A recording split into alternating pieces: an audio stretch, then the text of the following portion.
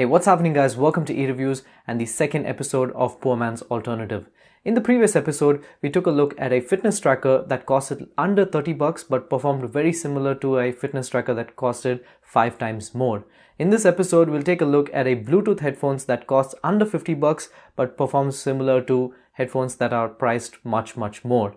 This is the Bluedio T6 Bluetooth headphones with active noise cancellation. It costs 50 bucks, so let's take a look. Only got $20 in my pocket. I'm hunting, looking for a come up. This is fucking awesome. Starting off with the unboxing experience, this is pretty minimalistic packaging for a Bluedio headphones. Their previous models offered much better unboxing experience and also more accessories. With the T6, you don't get a case, instead you get a carrying pouch. And since they have removed the 3.5mm audio jack, you just get the USB Type-C to USB charging cable and a user manual to wrap it up. Moving on to design and build quality, Bluedio used to have these cool designs that were unique to them and which gave them their brand identity. But over the years, they've taken the cost-effective route of imitating bigger brands. Imitation or not, the T6 are a good-looking and well-built set of headphones. The headband has ample padding, which is the same with the ear cups. They're big and very comfortable. The headband is made up of metal, which is connected to the ear cups through a metal hinge, and the rest is made up of plastic. When it comes to the design, I have two complaints. The first is the lack of controls. With the T6, you get the power button, a toggle for the active noise cancellation, a USB Type-C for charging, and a microphone. Apart from that, there are no buttons to interact with. So if you want to pay attention to your surroundings or if you want to talk to someone quickly, the only way to control the music is via your phone.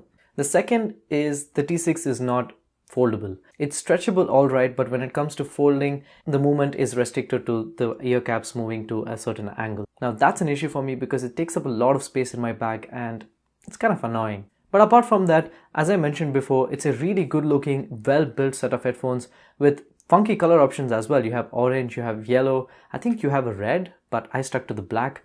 Anyway, coming to the verdict, it's a 70% I love it and a 30% it's kind of inconvenient.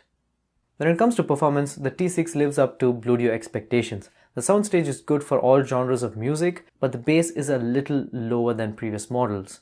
But you do gain some of it back with the active noise cancellation turned on, and the sound is also very crisp and clear with the active noise cancellation on. And I have pretty much left it in that mode for my usage since October 7th. Now speaking of active noise cancellation, I travel in a noisy bus filled with students, so I can watch for the noise cancellation and it's good. Of course, it's not as great as something like a QC35 or similar Sennheiser and Sony models, but hey, you're paying 50 bucks and for that, the active noise cancellation is pretty good. I've had no issues with the microphone as well, apart from the fact that I have to, control the call from my phone. Now speaking of battery performance, the advertised number is 32 hours with active noise cancellation. Now I haven't charged my headphones since October 7th and active noise cancellation has been on pretty much all the time and it still hasn't died on me, so the battery life is pretty good. Now coming to the verdict, I would say I'm 80% satisfied with the sound quality, active noise cancellation and battery performance. And the 20%, I wouldn't necessarily term it as dissatisfied, but it's 20% room for improvement for Bluedio. Alright guys, so that's about it for this video. If you liked it, give it a big thumbs up and subscribe to the channel if you haven't already.